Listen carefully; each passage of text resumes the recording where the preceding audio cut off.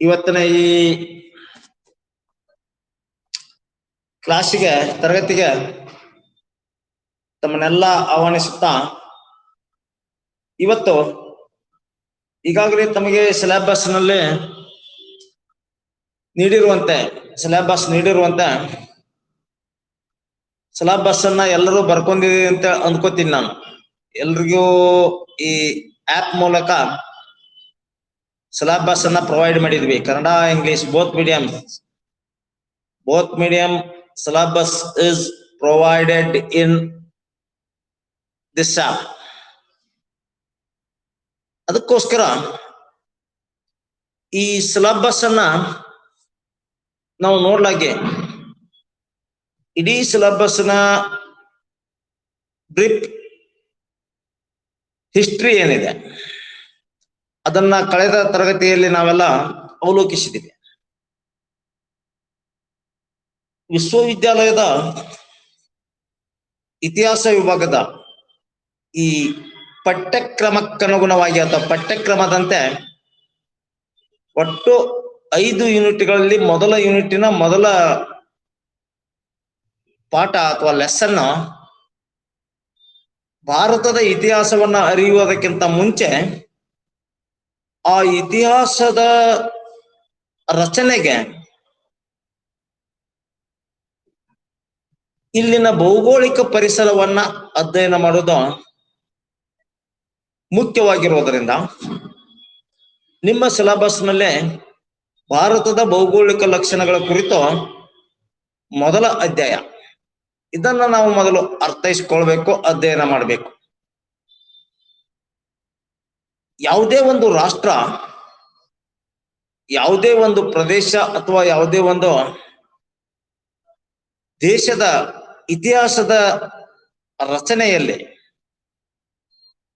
ಆ ಪ್ರದೇಶದ, ಆ ರಾಷ್ಟ್ರದ, ಆ ದೇಶದ ಅಥವಾ ರಾಜ್ಯದ ಭೌಗೋಳಿಕ ಪರಿಸರ ಬಹಳಷ್ಟು ಪ್ರಭಾವವನ್ನ ಬೀರಿರುತ್ತದೆ. ಅಲ್ಲಿನ ಭೌಗೋಳಿಕ ಪರಿಸರಕ್ಕನುಗುಣವಾದಂತಹ ಇತಿಹಾಸ, ಜನಜೀವನ, ಜನರ ಬದುಕು ಅಲ್ಲಿ ರೂಪುಗೊಂಡಿರುತ್ತದೆ. ಅದರಂತೆ ಇಡೀ ಜಗತ್ತಿನಲ್ಲಿಯೇ ಒಂದು ವಿಶಿಷ್ಟವಾದಂತಹ ಭೌಗೋಳಿಕ ಹಿನ್ನೆಲೆಯನ್ನು ಹೊಂದಿರುವಂತಹ ಭಾರತದಲ್ಲಿ ತನ್ನದೇ ಆದಂತಹ ಒಂದು ಭೌಗೋಳಿಕ ಪರಿಸರದ ಹಿನ್ನೆಲೆಯಲ್ಲಿ ಇಲ್ಲಿನ ಇತಿಹಾಸ ನಿರ್ಮಾಣಗೊಂಡಿತು. ಉಳಿದ ರಾಷ್ಟ್ರಗಳಿಗೆ ಹೋಲಿಸಿ ನೋಡಿದಾಗ, ಉಳಿದ ರಾಷ್ಟ್ರಗಳೊಂದಿಗೆ ತೌಲನಿಕವಾಗಿ ನಾವು ಅಧ್ಯಯನ ಮಾಡಿದಾಗ ಭಾರತದ ಭೌಗೋಳಿಕ ಲಕ್ಷಣ ಉಳಿದ ರಾಷ್ಟ್ರಗಳಿಗಿಂತ ಭಿನ್ನ. ನೀವು ಭಾರತದ ನಕ್ಷೆಯನ್ನ ನೋಡಿದರೆ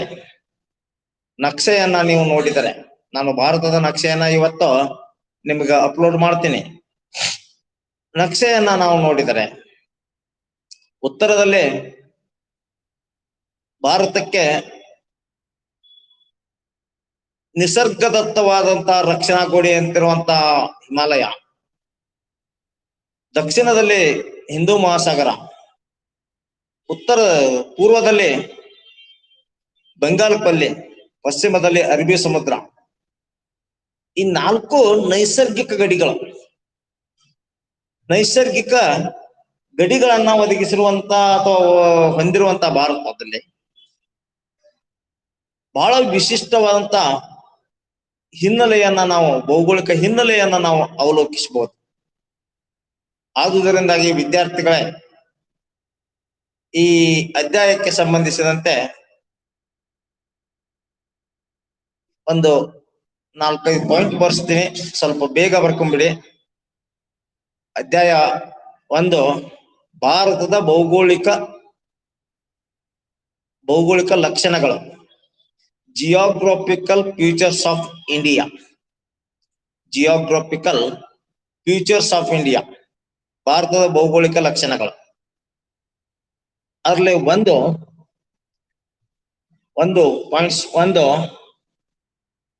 ಇಂಟ್ರೊಡಕ್ಷನ್. ಪೀಠಿಕೆ ಪೀಠಿಕೆ. Radhika, who is Radhika? ಏನ್ ನಾನ್ ಕೇಳಿಸ್ತಾ ಇದ್ದೇನಾ ನಾ ಮಾತಾಡೋದು? ನಾನು ಓಕೆ, ಅನ್ಮ್ಯೂಟ್ ಮಾಡ್ಕೊಂಬಿಡಿ, ಅನ್ಮ್ಯೂಟ್ ಮಾಡ್ಕೊಂಡ್ ಬರ್ಕೊಂಬಿಡಿ. ಒಂದು ಇಂಟ್ರೊಡಕ್ಷನ್ ಪೀಠಿಕೆ. ಎರಡು ಜಿಯೋಗ್ರಫಿಕಲ್ ಫೀಚರ್ಸ್, ಭೌಗೋಳಿಕ ಲಕ್ಷಣಗಳು. ಜಿಯೋಗ್ರಫಿಕಲ್ ಫೀಚರ್ಸ್, ಭೌಗೋಳಿಕ ಲಕ್ಷಣಗಳು.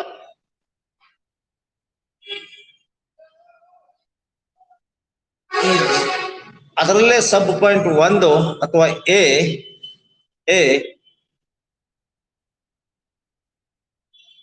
Himalayan mountains. Himalayan mountains, Himalaya.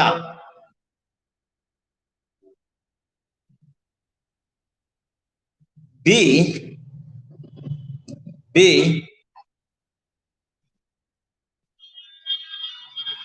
Northern planes.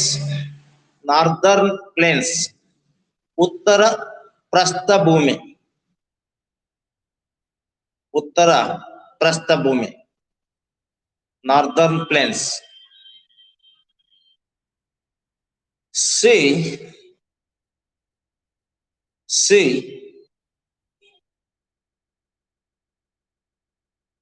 Deccan plains, ದಕ್ಷಿಣ ಪ್ರಸ್ಥಭೂಮಿ. ದಕ್ಷಿಣ ಪ್ರಸ್ಥಭೂಮಿ.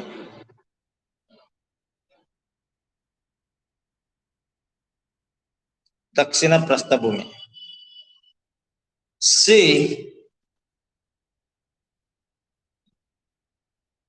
ಈಸ್ಟರ್ನ್ ಅಂಡ್ ವೆಸ್ಟರ್ನ್ ಘಾಟ್ಸ್, ಪೂರ್ವ ಮತ್ತು ಪಶ್ಚಿಮ ಘಟ್ಟಗಳು. ಈಸ್ಟರ್ನ್ ಅಂಡ್ ವೆಸ್ಟರ್ನ್ ಘಾಟ್ಸ್, ಪೂರ್ವ ಮತ್ತು ಪಶ್ಚಿಮ ಘಟ್ಟಗಳು.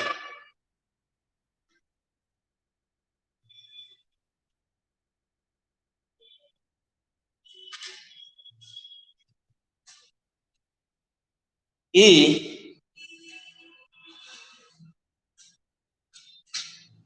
ಕೋಸ್ಟಲ್, ಕರಾವಳಿ. ಕರಾವಳಿ.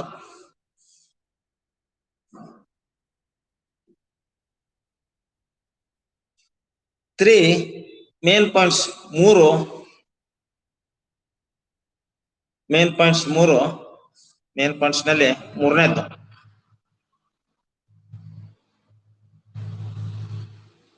ಭಾರತದ ಇತಿಹಾಸದ ಮೇಲೆ ಇದರ ಪ್ರಭಾವ. Impact on Indian history. Impact on Indian history, ಭಾರತದ ಇತಿಹಾಸದ ಮೇಲೆ ಇದರ ಪ್ರಭಾವ. 4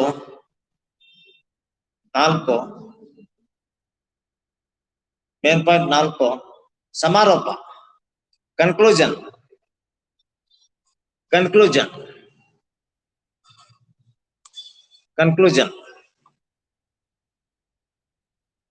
ಆಯ್ತಲ್ವಾ? ಒಂದು ಪೀಠಿಕೆ. ಸ್ವಲ್ಪ ಚಾತ್ ನಂಬರಪ್ಪ ರಾಜೀವ, ನಮಗ ರಾಜೀವ್ ಮುಗಿಸ್ತೇನೆ. 11 ಗಂಟೆಗೆ ನೀವು ಅನ್ಕಂತ ಲೆಟರ್ ರೆಡಿ ಮಾಡ್ತಿರ್ತೀರ. ಜಾಯ್ನಿಂಗ್ ಆಯ್ತು, ಕಳ್ಸಾಕು ಆಯ್ತು, ಎಲ್ಲ ಆಯ್ತು. ಟೆಸ್ಟ್ ಆದ್ಮೇಲೆ ಬಿನ್ಸಿದೈತಿ, ನಿನ್ನೆ ಮಾಡಿಟ್ಟ ನಾವು ಅವತ್ತು ಕಳಿಸಿದ್ವಿ. ಅದ್ಮೇಲೆ ಆಮೇಲೆ ಇವೆಲ್ಲ ಫಾರ್ಮಾಲಿಟೀಸ್. ಒಂದು ಪೀಠಿಕೆ. ಯಾವುದೇ ಒಂದು ಪ್ರದೇಶದ ಇತಿಹಾಸವೋ ಆ ಪ್ರದೇಶದ ಭೌಗೋಳಿಕ ಲಕ್ಷಣಗಳಿಂದ ಪ್ರಭಾವಿತವಾಗಿರುತ್ತದೆ. ಭಾರತದ ಸಂಸ್ಕೃತಿ ಮತ್ತು ನಾಗರಿಕತೆ ಜಗತ್ತಿಗೆ ವಿಶಿಷ್ಟವಾದಂತ ಕೊಡುಗೆಯನ್ನ ಸಲ್ಲಿಸಿವೆ.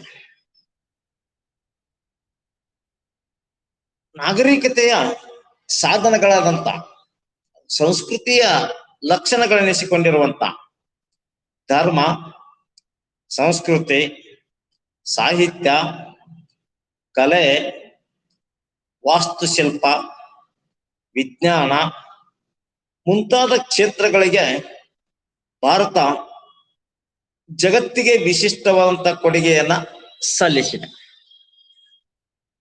ಪ್ರತಿಯೊಂದು ರಾಷ್ಟ್ರದ ಚರಿತ್ರೆ ಅಥವಾ ಒಂದು ಪ್ರದೇಶದ ಚರಿತ್ರೆ ಅಥವಾ ಮಾನವ ಕುಲದ ಚರಿತ್ರೆಯ ನಿರ್ಮಾಣ ಆ ಪ್ರದೇಶದ ಭೌಗೋಳಿಕ ಹಿನ್ನೆಲೆಯನ್ನ ಅವಲಂಬಿಸಿರುತ್ತದೆ. ಉದಾಹರಣೆಗಾಗಿ ಭಾರತದ ಭೌಗೋಳಿಕ ಹಿನ್ನೆಲೆಗಳನ್ನ ನಾವು ಅವಲೋಕಿಸಿದರೆ ಇಲ್ಲಿನ ಮಾನವನ ಜನಜೀವನ ವ್ಯವಸ್ಥೆ, ಜೀವನ ಮಾರ್ಗ, ಇಲ್ಲಿನ ಸಂಸ್ಕೃತಿ, ಆಚಾರ ವಿಚಾರ, ಇಲ್ಲಿನ ಮನುಷ್ಯನ ದೈಹಿಕ ಲಕ್ಷಣಗಳು ಮುಂತಾದವುಗಳು ಇನ್ನುಳಿದಂತ ರಾಷ್ಟ್ರಗಳಿಗಿಂತ ನಮ್ಮ ರಾಷ್ಟ್ರದ ಮನುಷ್ಯನ ಜೀವನ ಇವೆಲ್ಲವೂ ಈ ಎಲ್ಲ ಅಂಶಗಳು ಭಿನ್ನವಾಗಿವೆ. ಆಫ್ರಿಕಾ ಖಂಡದಲ್ಲಿರ್ತಕ್ಕಂಥ ಅನೇಕ ರಾಷ್ಟ್ರಗಳನ್ನ ನಾವು ಅವಲೋಕಿಸಿದರೆ ಆ ಭೌಗೋಳಿಕ ಪರಿಸರಕ್ಕೆ ಅನುಗುಣವಾದಂತ ಜನಾಂಗ ಸೇಪಿಯನ್ ಹಿಮೋಸೇಪಿಯನ್ ಅಂತ ಏನು ಹೇಳ್ತೀವಲ್ಲ ನಾವು, ಜನಾಂಗಗಳು, ಮಾನವ ಜನಾಂಗದ ಲಕ್ಷಣಗಳು, ಮನುಷ್ಯನ ದೇಹದ ಲಕ್ಷಣಗಳು ನಮಗಿಂತ ಭಿನ್ನವಾಗಿರುವುದನ್ನ ಕಾಣುತ್ತೆ. ಕೆಲವು ರಾಷ್ಟ್ರಗಳು ಅಮೆರಿಕ, ಇಂಗ್ಲೆಂಡ್ ಇಂತ ಮುಂತಾದ ಯುರೋಪಿಯನ್ ರಾಷ್ಟ್ರಗಳ ಭೌಗೋಳಿಕ ಲಕ್ಷಣಗಳನ್ನು ಅನುಗುಣವಾಗಿ ಅಲ್ಲಿನ ಜನಾಂಗ, ಅಲ್ಲಿನ ಸಂಸ್ಕೃತಿ, ಅಲ್ಲಿನ ಆಚಾರ ವಿಚಾರಗಳು, ಅಲ್ಲಿನ ಸಾಹಿತ್ಯ ಮುಂತಾದವುಗಳು ರೂಪುಗೊಂಡಿರುವುದನ್ನು ನಾವು ಕಾಣುತ್ತೇವೆ. ಅದರಂತೆ ಭಾರತದಲ್ಲಿಯೂ ಇಲ್ಲಿನ ಭೌಗೋಳಿಕ ಲಕ್ಷಣಗಳಿಗೆ ಅನುಗುಣವಾಗಿ ಭೌಗೋಳಿಕ ಹಿನ್ನೆಲೆಯಲ್ಲಿ ಇಲ್ಲಿ ಇತಿಹಾಸ ಆರಂಭಗೊಂಡಿದ್ದನ್ನ ಅಥವಾ ಮನುಷ್ಯನ ಜನಜೀವನ ವ್ಯವಸ್ಥೆ ಆರಂಭಗೊಂಡಿದ್ದನ್ನು ನಾವು ಕಾಣುತ್ತೇವೆ. ಒಂದು ಪ್ರದೇಶದ ಇತಿಹಾಸವನ್ನ ನಾವು ಅರಿತುಕೊಳ್ಳುವುದಕ್ಕಿಂತ ಮುಂಚೆ ಮೊದಲು ಆ ಪರಿಸರದ, ಆ ದೇಶದ ಭೌಗೋಳಿಕ ಲಕ್ಷಣಗಳನ್ನ ಅರಿತುಕೊಳ್ಳುವುದು ಅಷ್ಟೇ ಪ್ರಮುಖವಾದಂತಹ ವಿಷಯ. ತಿಳಿದುಕೊಳ್ಳಲೇಬೇಕು.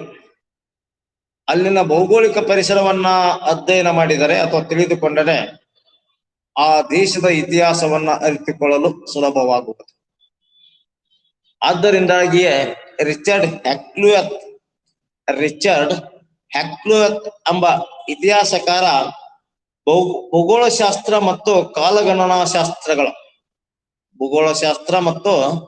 ಕಾಲಗಣನಾಶಾಸ್ತ್ರಗಳು ಸೂರ್ಯ ಮತ್ತು ಚಂದ್ರರಿದ್ದಂತೆ, ಅಥವಾ ನಾವು ಹೇಳ್ಬೋದು ಎರಡು ಕಣ್ಣುಗಳಿದ್ದಂತೆ ಅಂತ. ಒಂದು ಬಲಗಣ್ಣು, ಇನ್ನೊಂದು ಎಡಗಣ್ಣು. ಈ ಎರಡು ಕಣ್ಣುಗಳಿದ್ದಂತೆ ಎಂಬ ಮಾತನ್ನ ನಾವು ಹೇಳಬಹುದು. ಜೊತೆಗೆ ಇತಿಹಾಸ ಮತ್ತು ಭೂಗೋಳಶಾಸ್ತ್ರ ವಿಷಯದ ದೃಷ್ಟಿಯಿಂದ ಕೊಂಡಿದ್ದರೂ ಸಹ ಎರಡು ವಿಷಯಗಳು ಒಂದು ನಾಣ್ಯದ ಎರಡು ಮುಖಗಳಿದ್ದಂತೆ. ಒಂದನ್ನು ಬಿಟ್ಟು ಇನ್ನೊಂದಿಲ್ಲ. ಒಂದನ್ನ ಅರ್ಥೈಸಿಕೊಳ್ಳಬೇಕಾದರೆ ನಾವು ಇನ್ನೊಂದನ್ನು ಅಧ್ಯಯನ ಮಾಡಲೇಬೇಕು. ಭೂಗೋಳಶಾಸ್ತ್ರವನ್ನ ಅರ್ಥೈಸಿಕೊಳ್ಳಬೇಕಾದ್ರೆ ಇತಿಹಾಸವನ್ನ ಮೊದಲು ಅರ್ಥೈಸಿಕೊಳ್ಳಬೇಕು, ಅಧ್ಯಯನ ಮಾಡಬೇಕು. ಇತಿಹಾಸವನ್ನ ಅಧ್ಯಯನ ಮಾಡಬೇಕಾದ್ರೆ, ಅರಿತುಕೊಳ್ಳಬೇಕಾದ್ರೆ ಮೊದಲು ನಾವು ಭೂಗೋಳಶಾಸ್ತ್ರವನ್ನ ಅರ್ಥೈಸಿಕೊಳ್ಳಬೇಕು. ಆದ್ದರಿಂದಾಗಿಯೇ ಈ ಎರಡು ವಿಷಯಗಳು ಒಂದೇ ನಾಣ್ಯದ ಎರಡು ಮುಖಗಳಿದ್ದಂತೆ. ಒಂದನ್ನ ಬಿಟ್ಟು ಇನ್ನೊಂದನ್ನ ಅರ್ಥೈಸಿಕೊಳ್ಳುವುದು ಸುಲಭವಾದಂತ ಮಾತಲ್ಲ, ಕಷ್ಟ ಸಾಧ್ಯವಾದಂತ ಮಾತು. ಅದರಿಂದಾಗಿ ಈ ಭೌಗೋಳಿಕ ಪರಿಸರದ ಹಿನ್ನೆಲೆಯಲ್ಲಿಯೇ ಒಂದಕ್ಕೊಂದು ಹೇಗೆ ಅವಿನಾಭಾವ ಸಂಬಂಧಗಳನ್ನ ಹೊಂದಿದೆ ಅಂತ ನಾ ಹೇಳಿ ಅಂತಂದ್ರ ಅದನ್ನ ನೋಡೋದಾದ್ರ ಆ ಪರಿಸರ ಅಥವಾ ಭೌಗೋಳಿಕ ಹಿನ್ನೆಲೆಯಲ್ಲಿಯೇ ಆ ರಾಷ್ಟ್ರದ ನಾಗರಿಕತೆಗಳು ಹುಟ್ಟಿಕೊಂಡಿದ್ದನ್ನ ನಾವು ಕಾಣುತ್ತೇವೆ. ಯುಪ್ರೆಟಿಸ್, ಟೈಗ್ರಸ್, ನೈಲ್, ಸಿಂಧು, ಹೀಗೆ ಅನೇಕ ಜಾಗತಿಕ ಅತಿ ಪ್ರಾಚೀನ ನಾಗರಿಕತೆಗಳೆನಿಸಿಕೊಂಡಿರುವಂತ ಸುಮೇರಿಯನ್ ನಾಗರಿಕತೆ, ಈಜಿಪ್ಟ್ ನಾಗರಿಕತೆ, ಮೆಸೊಪೊಟೋಮಿಯಾ ನಾಗರಿಕತೆ, ಚೀನಿ ನಾಗರಿಕತೆ, ಸಿಂಧು ನದಿ ಬಯಲಿನಲ್ಲಿರ್ತಕ್ಕಂಥ ನಮ್ಮ ಸಿಂಧು ನಾಗರಿಕತೆ, ಎಲ್ಲಾ ನಾಗರಿಕತೆಗಳು ಹುಟ್ಟಿಕೊಂಡಿದ್ದೇ ನಿಸರ್ಗದತ್ತವಾಗಿದ್ದಂತ ನದಿ ದಡಗಳ ಮೇಲೆ. ಅಲ್ಲಿಂದ ಮಾನವನ ಬದುಕು ಆರಂಭಗೊಂಡಿತು, ಮಾನವನ ಜೀವನ ಆರಂಭಗೊಂಡಿತು. ಆ ನಿಸರ್ಗ ಒದಗಿಸಿರುವಂತ ಕೆಲವೊಂದು ಅನುಕೂಲತೆಗಳು, ನಿಸರ್ಗ ಕೊಟ್ಟಿರುವಂತ ಕೆಲವೊಂದು ಸವಲತ್ತುಗಳ ಆಧಾರದ ಹಿನ್ನೆಲೆಯಲ್ಲಿ ಈ ನಾಗರಿಕತೆಗಳು ಅಲ್ಲಿಯೇ ಹುಟ್ಟಿಕೊಂಡವು. ಜಗತ್ತಿನ ಎಲ್ಲಾ ನಾಗರಿಕತೆಗಳನ್ನ ನಾವು ಅವಲೋಕಿಸಿದರೆ ಎಲ್ಲಾ ನಾಗರಿಕತೆಗಳು ನದಿ ದಡದ ಮೇಲೆ ಹುಟ್ಟಿಕೊಂಡಿರುವುದನ್ನ ಕಾಣುತ್ತೇವೆ. ಹಂತ ಹಂತವಾಗಿ ಅವುಗಳ ಕ್ಷೇತ್ರ ವಿಸ್ತರಣೆಯಾಗತೊಡಗಿತು. ಜಗತ್ತಿನ ನಾಗರಿಕತೆಗಳು ನದಿ ದಡದ ಮೇಲೆ ಯಾಕೆ ಹುಟ್ಟಿಕೊಂಡು, ನಿಸರ್ಗದತ್ತವಾಗಿದ್ದಂತ ಈ ನದಿಗಳ ದಡಗಳ ಮೇಲೆ ಅಥವಾ ಬ್ಯಾಂಕ್ ಆಫ್ ರಿವರ್ಸ್ ಅಂತ ಏನ್ ಹೇಳ್ತೀವಲ್ಲ, ಆ ಬ್ಯಾಂಕ್ ಆಫ್ ರಿವರ್ಸ್ ಗಳ ಮೇಲೆ ನಾಗರಿಕತೆಗಳು ಆರಂಭಗೊಂಡ. ಅನುಕೂಲಕರವಾದಂತ ವಾತಾವರಣ, ಬೇಸಾಯಕ್ಕೆ ಅನುಕೂಲಕರವಾದಂತ ಹವಾಮಾನ, ನೀರಾವರಿ ವ್ಯವಸ್ಥೆ ಸುಲಭವಾಗಿ ಆ ಪ್ರದೇಶದಲ್ಲಿ ದೊರಕುವುದರಿಂದಾಗಿ ಮನುಷ್ಯ ಅಲ್ಲಿಯೇ ನೆಲೆಗೊಳ್ಳಲ್ಪಟ್ಟ. ಆದುದರಿಂದಾಗಿ ಮನುಷ್ಯನ ಬದುಕಿನ ಆರಂಭಿಕ ದಿನಗಳು ನದಿ ದಂಡೆಗಳ ಮೇಲಿಂದ ಆರಂಭಗೊಂಡವು. ನಿಸರ್ಗದತ್ತವಾಗಿದ್ದಂತ ನದಿಗಳ ದಡಗಳ ಮೇಲಿಂದಲೇ ಆರಂಭಗೊಂಡ. ಮನುಷ್ಯ ತನ್ನ ಆರಂಭಿಕ ಜೀವನವನ್ನ ಎಲ್ಲೋ ಬೆಟ್ಟ ಗುಡ್ಡಗಳ ಮೇಲೆ ಆರಂಭಿಸಲಿಲ್ಲ. ಮನುಷ್ಯ ತನ್ನ ಆರಂಭಿಕ ಜೀವನ ವಿಧಾನವನ್ನ ಬಯಲು ಪ್ರದೇಶದಲ್ಲಿ ಆರಂಭಿಸಲಿಲ್ಲ.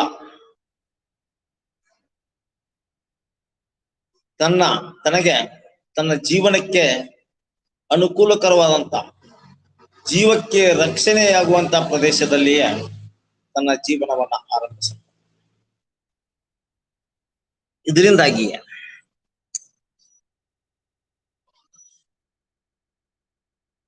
ಭೂಗೋಳ ಅಥವಾ ಭೌಗೋಳಿಕ ಪರಿಸರ ಇತಿಹಾಸ ರೂಪುಗೊಳ್ಳುವಲ್ಲಿ ಪ್ರಮುಖವಾದಂತ ಪಾತ್ರವನ್ನ ನಿರ್ವಹಿಸಲ್ಪಟ್ಟಿದೆ. ಭಾರತದ ಇತಿಹಾಸವನ್ನ ಪೂರ್ವ ಕಾಲದಿಂದ ಹಿಡಿದು ಈ ಬ್ರಿಟಿಷರು ಭಾರತಕ್ಕೆ ಆಗಮಿಸುವವರೆಗಿನ ಇತಿಹಾಸವನ್ನ ನಾವು ಅವಲೋಕಿಸಿದರೆ ಎಲ್ಲಾ ಅರಸು ಮನೆತನಗಳು ತಮ್ಮ ರಾಜಧಾನಿಗಳನ್ನ ನದಿ ಸಮೀಪವೇ, ನದಿ ದಡದ ಮೇಲೆಯೇ ತಮ್ಮ ರಾಜಧಾನಿಗಳನ್ನ ನಿರ್ಮಾಣ ಮಾಡಿ ತಮ್ಮ ಆಡಳಿತವನ್ನ ಆರಂಭಿಸಿದ್ದನ್ನ ನಾವು ಕಾಣುತ್ತೇವೆ. ಅಷ್ಟೇ ಏಕೆ, ಇತ್ತೀಚಿನ ದಿನಗಳಲ್ಲಿಯೂ ಎಲ್ಲಾ ಹೆಚ್ಚು ಕಡಿಮೆ ದೇಶದಲ್ಲಿರ್ತಕ್ಕಂಥ ಎಲ್ಲ ರಾಜ್ಯಗಳ ಹೆಚ್ಚಿನ ರಾಜಧಾನಿಗಳು ಒಂದಿಲ್ಲ ಒಂದು ನದಿಯ ಸಮೀಪವೇ ನಿರ್ಮಾಣಗೊಂಡಿರುವುದನ್ನು ನಾವು ಕಾಣುತ್ತೇವೆ. ಉದಾಹರಣೆಗಾಗಿ ದಿಲ್ಲಿ ಯಮುನಾ ನದಿ ದಡದ ಮೇಲೆ, ಬೆಂಗಳೂರು ವೃಷಭಾವತಿ ನದಿ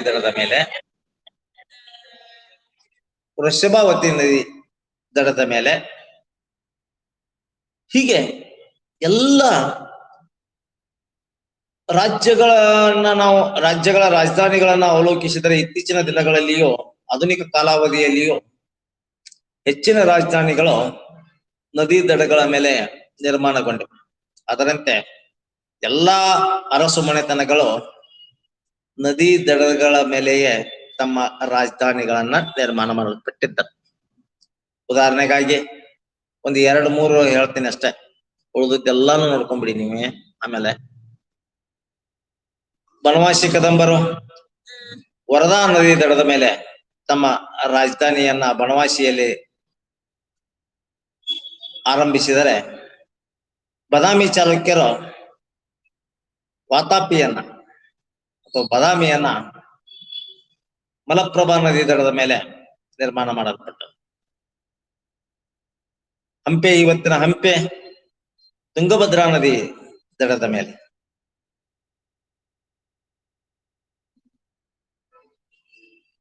ರಾಷ್ಟ್ರಕೂಟರು ಮಣ್ಣೆಕೆಟಪುರವನ್ನ ಭೀಮಾ ನದಿ ದಡದ ಮೇಲೆ, ಕಲ್ಯಾಣಿ ಚಾಲುಕ್ಯರು ಭೀಮಾ ನದಿ ದಡದ ಮೇಲೆ.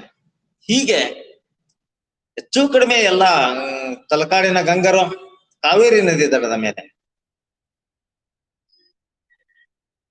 ಪೈಠಾಣ ಅಲ್ಲ, ಶಾತವಾಹನ ರಾಜಧಾನಿ ಪೈಠಾಣ, ಕೃಷ್ಣಾ ನದಿ ದಡದ ಮೇಲೆ. ಹೀಗೆ ಒಂದಿಲ್ಲ ಒಂದು ನದಿಗಳ ದಡದ ಮೇಲೆ ಅಥವಾ ನದಿ ಸಮೀಪವೇ ರಾಜಧಾನಿಗಳು ನಿರ್ಮಾಣಗೊಳ್ಳಲ್ಪಟ್ಟವು. ಇದಕ್ಕೆ ಕಾರಣ ಸುಲಭ ನೀರು ಸರಬರಾಜು, ಆರ್ಥಿಕ ಪ್ರಗತಿಗೋಸ್ಕರ ಕೃಷಿ ವ್ಯವಸ್ಥೆಯನ್ನ ರೂಪುಗೊಳಿಸುವುದು, ಹಿತಕರವಾದಂತ ವಾತಾವರಣ, ಫಲವತ್ತಾದಂತ ನದಿ ದಡಗಳ ಮೇಲೆ ಫಲವತ್ತಾದಂತ ಜಮೀನು, ಈ ಎಲ್ಲ ಕಾರಣಗಳಿಗೋಸ್ಕರ ನಿಸರ್ಗದತ್ತವಾಗಿದ್ದಂತ ನದಿಗಳು ನಾಗರಿಕತೆಗಳ ತೊಟ್ಟಿಲುಗಳನ್ನಿಸಿಕೊಂಡಿತು. ಇದಕ್ಕೋಸ್ಕರ ಇತಿಹಾಸ ಒಂದು ದೇಹ,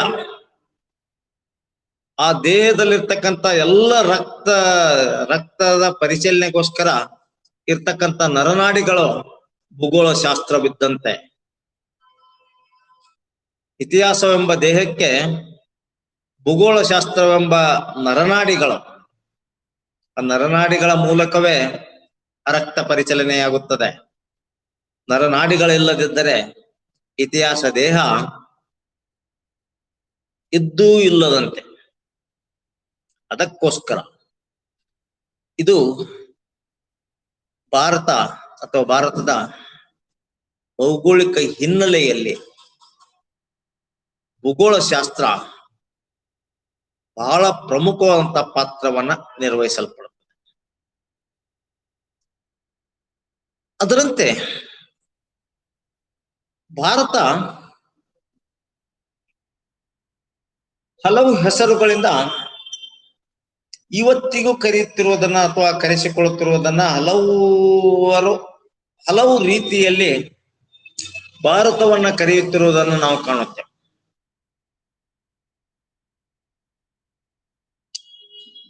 ಭರತಖಂಡ, ಭರತ ವರ್ಷ, ಜಂಬೂ ದ್ವೀಪ, ಹಿಂದೂಸ್ತಾನ್,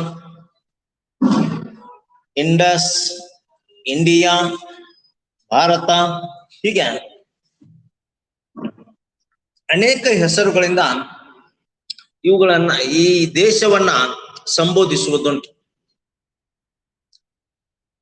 ದುಷ್ಯಂತ ಮತ್ತು ಶಕುಂತಲೆಯರ ಮಗ ಭರತ ಈ ಪ್ರದೇಶವನ್ನ ಆಳಿದುದರಿಂದಾಗಿ ಅವನ ಆಳ್ವಿಕೆಯ ದ್ಯೋತಕವಾಗಿ ಈ ಪ್ರದೇಶವನ್ನ ಭರತಖಂಡ ಎಂದು ಕರೆಯಲಾಯಿತು. ಭರತಖಂಡ ಎಂದು ಕರೆಯಲಾಯಿತು. ಭಾರತದಲ್ಲಿ ಪುರಾಣಗಳು ರಚನೆಯಾಗಲ್ಪಟ್ಟವು.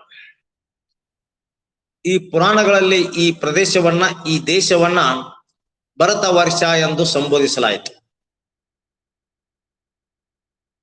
ಶಾಸನಗಳ ಪಿತಾಮಹ ಅಶೋಕ ತನ್ನ ಶಾಸನಗಳಲ್ಲಿ ಜಂಬೂ ದ್ವೀಪವೆಂದು ಈ ಪ್ರದೇಶವನ್ನ ನಮೂದಿಸಿದ. ಜಂಬೂ ದ್ವೀಪವೆಂದು ಇದನ್ನ ನಮೂದಿಸಲ್ಪಟ್ಟ. ಸಿಂಧು ನದಿ ಈ ನದಿಯ ಮೂಲಕ ಪರ್ಷಿಯನ್ನರು ಭಾರತಕ್ಕೆ ಆಗಮಿಸಲ್ಪಟ್ಟರು. ಸಿಂಧು ನದಿಯ ಮುಖಾಂತರ ಪರ್ಷಿಯನ್ನರು ಭಾರತವನ್ನ ಪ್ರವೇಶಿಸಲ್ಪಟ್ಟರು. ಈ ಸಿಂಧು ನದಿಯ ಮೂಲಕ ಪರ್ಷಿಯನ್ನರು ಭಾರತವನ್ನ ಪ್ರವೇಶಿಸಿದ್ದರಿಂದಾಗಿ ಪರ್ಷಿಯನ್ನರು ಸಿಂಧು ನದಿ ಇದ್ದಂತ ಈ ಪ್ರದೇಶವನ್ನ ಹಿಂದೂ ಎಂದು ಕರೆಯಲ್ಪಟ್ಟರು. ಅದೇ ಮುಂದೆ ಪರ್ಷಿಯನ್ ಭಾಷೆಯಲ್ಲಿ ಸಿಂಧು, ಹಿಂದೂ, ಹಿಂದೂಸ್ತಾನ್, ಪರ್ಷಿಯನ್ನರು ಈ ದೇಶವನ್ನ ಹಿಂದೂಸ್ತಾನ್ ಎಂದು ಸಂಬೋಧಿಸಿದರು. ಭಾರತಕ್ಕೆ ಗ್ರೀಕರು ಆಗಮಿಸಿದ ನಂತರ ಕ್ರಿಸ್ತಪೂರ್ವ 3ನೇ ಶತಮಾನದಲ್ಲಿ ಗ್ರೀಕರು ಭಾರತಕ್ಕೆ ಪ್ರವೇಶಿಸಿದ ಸಂದರ್ಭದಲ್ಲಿ ಇದನ್ನ ಇಂಡಸ್ ಎಂದು ಕರೆದರು. ಸಿಂಧು ನದಿಯ ಗ್ರೀಕ್ ಭಾಷೆಯ ಪರ್ಯಾಯ ಪದ ಇಂಡಸ್ ಎಂದು ಈ ದೇಶವನ್ನ ಸಂಬೋಧಿಸಿದರು. ಬ್ರಿಟಿಷರು ಭಾರತವನ್ನ ಇಂಡಿಯಾ ಎಂದು ಕರೆದರೆ ಪ್ರಸ್ತುತ ಈ ಪ್ರದೇಶ ಅಥವಾ ಈ ದೇಶದ ಹೆಸರು ಭಾರತ. ಭರತ ಚಕ್ರವರ್ತಿಯ ಪರಾಕ್ರಮ ಜಡ ಭರತ ಮುನಿಯ ಋಷಿಯ ಅಧ್ಯಾತ್ಮ ಜ್ಞಾನ ಮತ್ತೆ ಭರತ ಮಹರ್ಷಿಯ ಕಲಾಜ್ಞಾನ ಭಾರತ ದೇವಿಯ ವೇದಶಾಸ್ತ್ರವನ್ನ ಮೈಗೂಡಿಸಿಕೊಂಡು ಬೆಳೆದ ಈ ರಾಷ್ಟ್ರವೇ ಭಾರತ. ಹೀಗೆ ಅನೇಕ ಹೆಸರುಗಳಿಂದ ಈ ದೇಶವನ್ನ ಸಂಬೋಧಿಸಲಾಯಿತು. ಯಾವುದೇ ಒಂದು ರಾಷ್ಟ್ರಕ್ಕೆ ಆ ರಾಷ್ಟ್ರದ ಗಡಿಗಳು ಆ ರಾಷ್ಟ್ರದ ಇತಿಹಾಸದ ಪುನರ್ರಚನೆಯಲ್ಲಿ ಪ್ರಮುಖವಾದಂತ ಪಾತ್ರವನ್ನ ನಿರ್ವಹಿಸಲ್ಪಡುತ್ತವೆ. ಆ ರಾಷ್ಟ್ರ ಹೊಂದಿರುವಂತ ಗಡಿ, ಆ ರಾಷ್ಟ್ರ ಹೊಂದಿರುವಂತ ನೆರೆಯ ರಾಷ್ಟ್ರಗಳ ಸಂಬಂಧಗಳು ಅವು ಈ ರಾಷ್ಟ್ರದ ಇತಿಹಾಸದ ಮೇಲೆ, ಈ ರಾಷ್ಟ್ರದ ಆಡಳಿತ ವ್ಯವಸ್ಥೆಯ ಮೇಲೆ, ಈ ರಾಷ್ಟ್ರದ ಜನಜೀವನ ವ್ಯವಸ್ಥೆಯ ಮೇಲೆ, ಈ ರಾಷ್ಟ್ರದ ಆರ್ಥಿಕ ವ್ಯವಸ್ಥೆಯ ಮೇಲೆ ಪ್ರಭಾವವನ್ನ ಬೀರುತ್ತವೆ. ಪ್ರಾಚೀನ ಭಾರತವೆಂದಾಗ ನಾವು ಕಲ್ಪಿಸಿಕೊಳ್ಳೋದು ಅಶೋಕನ ಕಾಲಾವಧಿಯಲ್ಲಿನ ಭಾರತವನ್ನ ಕಲ್ಪಿಸಿಕೊಂಡರೆ ಇವತ್ತಿನ ಅಫ್ಘಾನಿಸ್ತಾನ್, ಪಾಕಿಸ್ತಾನ್, ನೇಪಾಳ, ಟಿಬೆಟ್, ಬರ್ಮಾ, ಈ ಬಾಂಗ್ಲಾ, ಮ್ಯಾನ್ಮಾರ್, ಈ ಪ್ರದೇಶವೇ ಈ ರಾಷ್ಟ್ರಗಳನ್ನು ಒಳಗೊಂಡಂತೆ ಇವತ್ತಿನ ಇರ್ತಕ್ಕಂತ ಭಾರತವೇ ಆವತ್ತಿನ ಭಾರತ. ಇಷ್ಟೊಂದು ವಿಶಾಲವಂತ ಗಡಿ ಪ್ರದೇಶವನ್ನ ಹೊಂದಿರುವಂತ ಭಾರತದಲ್ಲಿ ಬರ್ಕೋರಿ, ಸ್ವಲ್ಪ ಪಾಯಿಂಟ್ಸ್ ಮಾಡ್ಕೊತ ಹೋಗ್ರಿ. ಹಂಗೆ ಭಾರತದ ಗಡಿಗಳನ್ನ ನಾವು ಅವಲೋಕಿಸಿದರೆ ಉತ್ತರದಲ್ಲಿ ಹಿಮಾಲಯ, ದಕ್ಷಿಣದಲ್ಲಿ ಹಿಂದೂ ಮಹಾಸಾಗರ, ದಕ್ಷಿಣದಲ್ಲಿ ಹಿಂದೂ ಮಹಾಸಾಗರ, ಪೂರ್ವದಲ್ಲಿ ಬೆಂಗಾಲ್ ಪಲ್ಲೆ, ಬೇ ಆಫ್ ಬೆಂಗಾಲ್, ಪಶ್ಚಿಮದಲ್ಲಿ ಅರಬ್ಬಿ ಸಮುದ್ರ, Arabian sea, north Himalaya, south ಹಿಂದೂ ಮಹಾಸಾಗರ, east bay of Bengal, west Arabian sea, ಅರಬ್ಬಿ ಸಮುದ್ರ. ಇದು ಭಾರತದಲ್ಲಿರ್ತಕ್ಕಂಥ ಗಡಿ ಪ್ರದೇಶಗಳು. ಭಾರತ ಅನೇಕ ರಾಷ್ಟ್ರಗಳೊಂದಿಗೆ ತನ್ನ ಗಡಿಗಳನ್ನ ಹಂಚಿಕೊಂಡಿದೆ. ಹಂಚಿಕೊಂಡಿದೆ. ವಾಯುವ್ಯ ಗಡಿಯಲ್ಲಿ ಪಾಕಿಸ್ತಾನ ಮತ್ತು ಅಫ್ಘಾನಿಸ್ತಾನ್, ವಾಯುವ್ಯ ಗಡಿಯಲ್ಲಿ ಅಫ್ಘಾನಿಸ್ತಾನ ಮತ್ತು ಪಾಕಿಸ್ತಾನ್, ಈಶಾನ್ಯ ಗಡಿಯಲ್ಲಿ ಭೂತಾನ್, ಈಶಾನ್ಯ ಗಡಿಯಲ್ಲಿ ಭೂತಾನ್, ಉತ್ತರದಲ್ಲಿ ಮೇಲ್ಗಡೆ ಉತ್ತರದಲ್ಲಿ ಚೀನಾ, ಟಿಬೆಟ್,